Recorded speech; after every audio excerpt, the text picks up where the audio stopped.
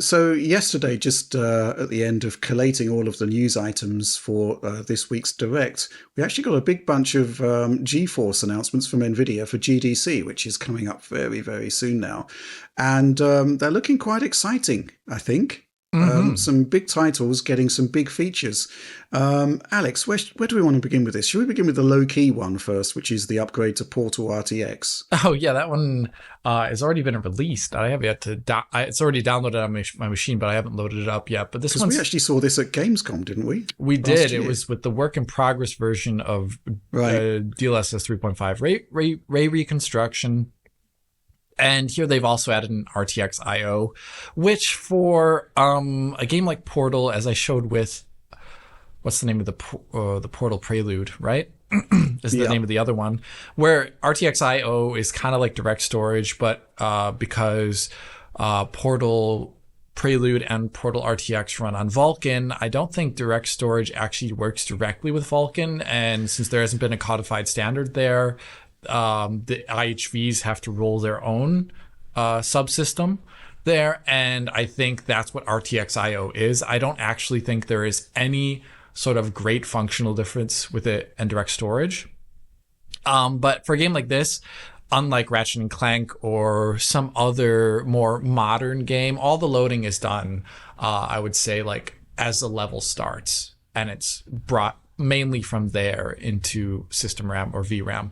And at that point in time, that's when RTX IO kicks in. So here in this case, what it tends to do is make the load a little bit quicker, and the amount of time it takes for the highest resolution bitmaps to load in and be visible is also dramatically reduced. And it doesn't seem to affect performance while that is happening at all either, which is a great thing to see. So that is cool. I think ray reconstruction in a game like this, Portal RTX by default, I'm pretty sure uses in its very high quality mode, like 4 bounces, which is pretty intense. Yes. So in this case, that was configurable though. That was configurable. You could drop it down to high to bring it down to like 2, and most of the Portal artwork still held up well under 2 real bounces of diffuse and specular lighting.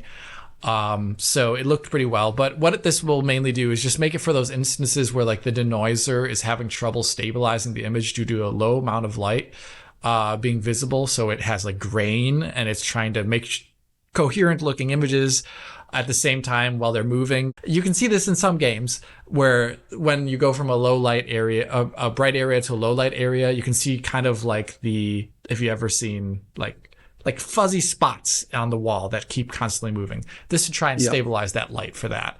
And that's what I saw basically in the preview images so far, but I have yet to load it up myself. That's the low-key one.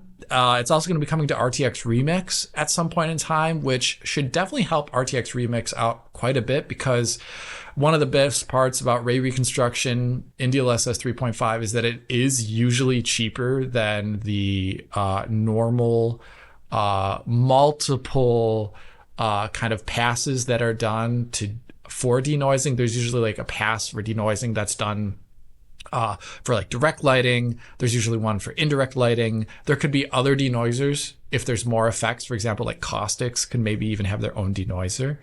And in this case, it's just a single denoiser taking care of all of the input signals in one pass while also doing upscaling at the same time. So it preserves a lot of the performance while honestly also looking better, which is pretty cool.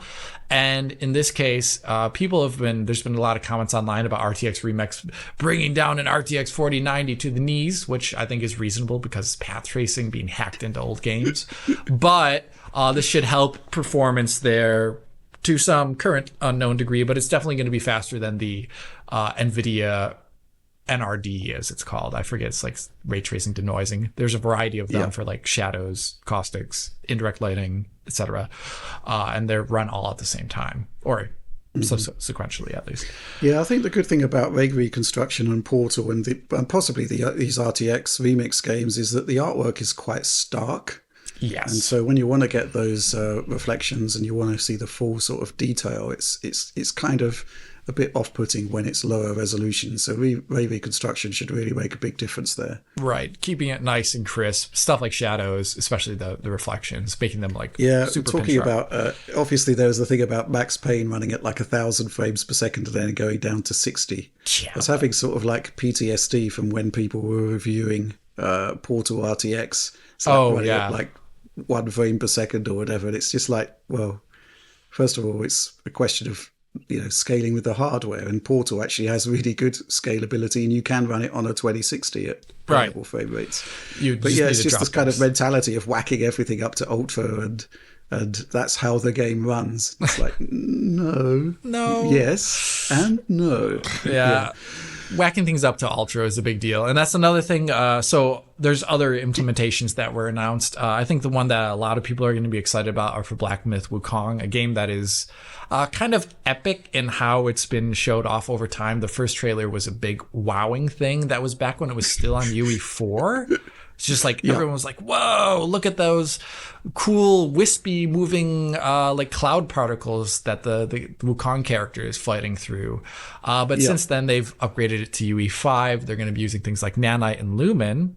But also, they appear to be using now the Unreal Engine, at least 5.3 branch that Nvidia brought out, which, so in traditional UE5, the primary direct lighting is still done through traditional means. The shadows are done with VSMs, which is kind of like software ray tracing a shadow map. That's a really high-res shadow map.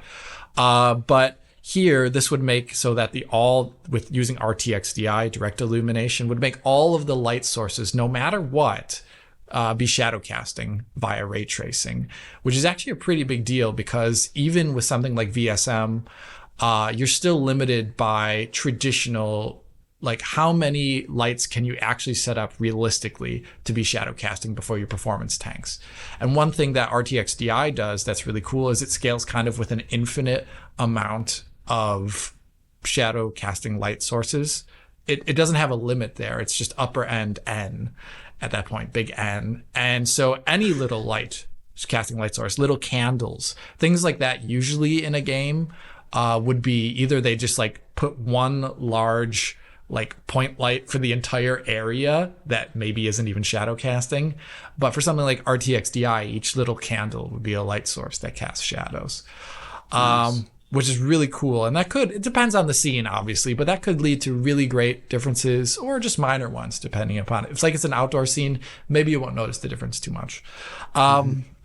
They also announced for that Ray Trace Caustics, which is going to be, I think, the first game we've seen from UE4 titles to actually use Ray Trace Caustics, because UE4 had a branch that had them too, but not UE5 yet, which could look really, really great on stuff like water, or if they have some sort of like crystal in the game world and they actually set it up to use it. And then they also do mention maybe a different path for the indirect lighting, because right now you would probably be using Lumen hardware for the indirect lighting in the game, both reflections and diffuse lighting, so like rough surfaces getting their light.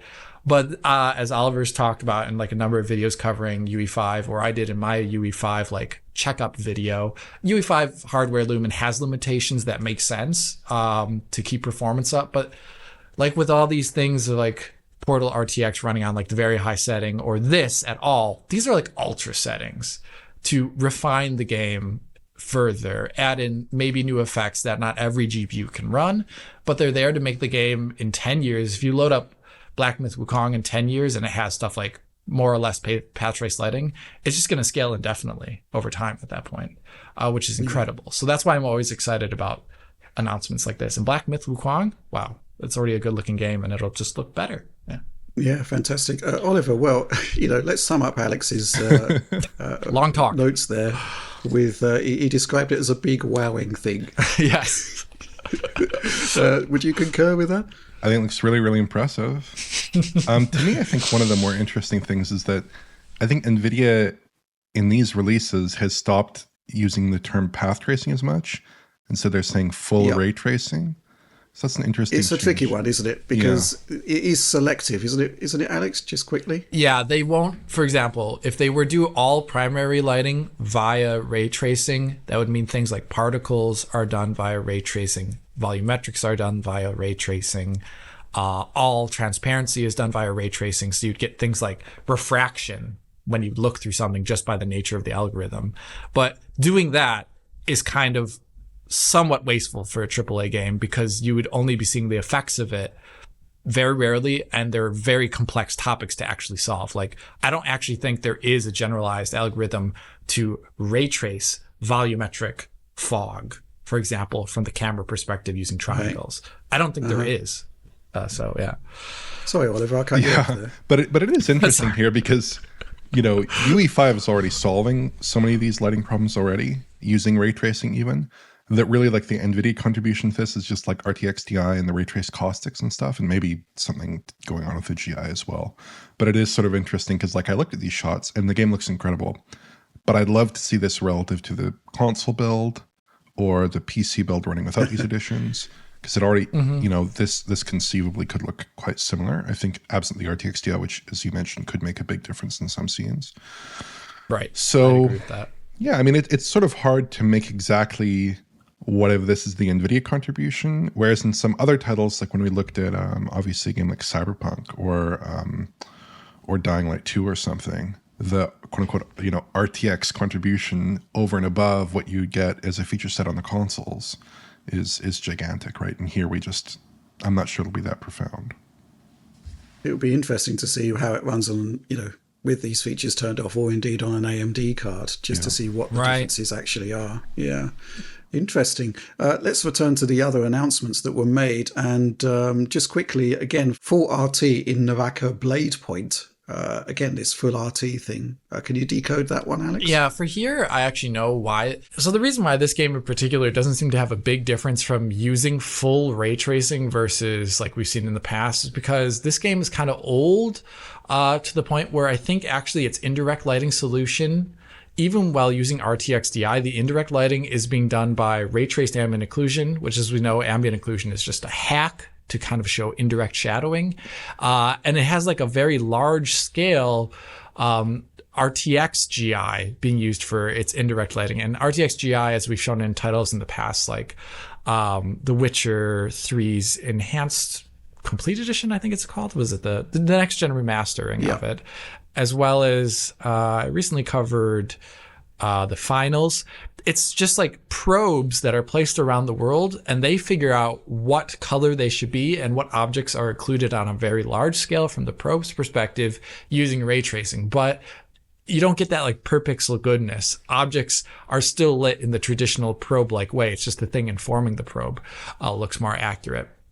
So that's why it kind of looks like the reflections look better and the shadows look better thanks to RTX Di.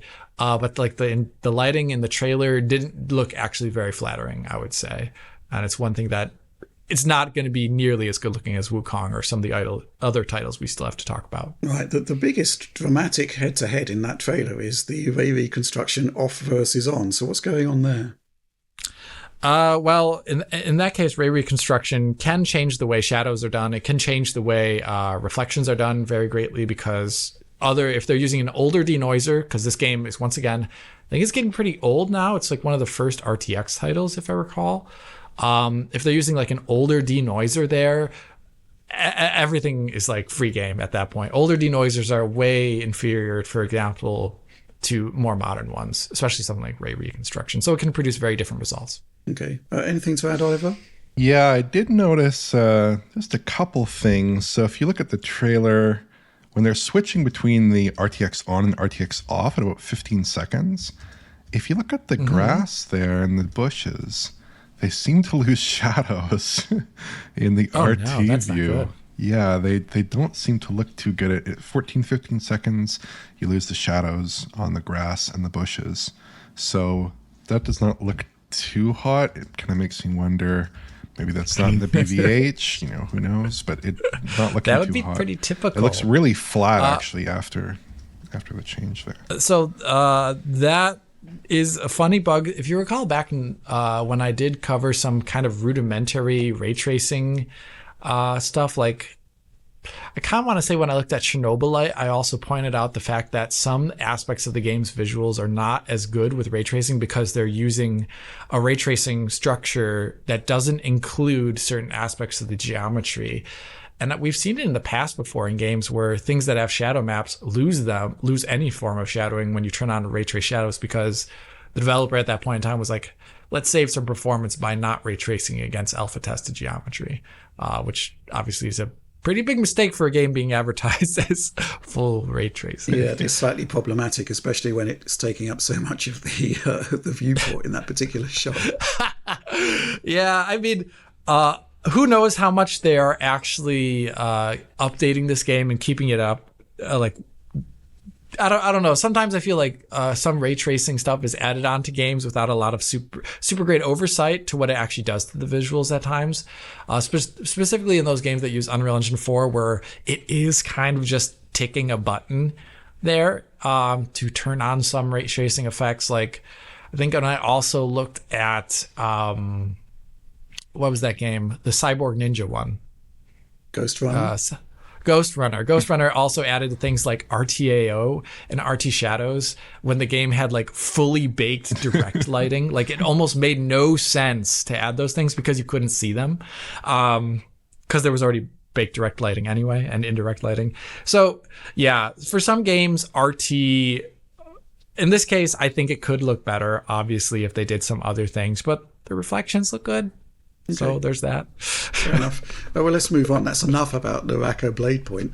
Okay, let's talk about Star Wars Outlaws, which is a game that we're hugely excited about for a whole number of reasons, not least because it's running on the Snowdrop engine. And as we saw with Avatar Frontiers of Pandora, this technology is just out there. Oliver, I'm going to go to you first here for your reactions to this trailer. It looks like RTDI has been added.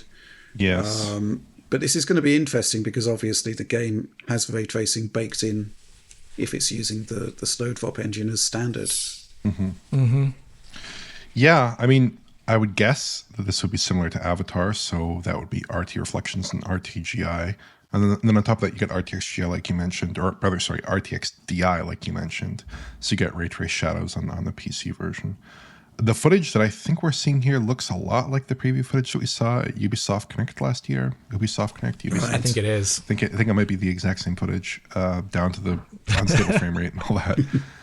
My question, I guess, with this is that if full ray tracing is just ray tracing like most of the lighting, then why not call this full ray tracing if they're adding in RT shadows in with the RTGI and with the RT reflections, presumably, right?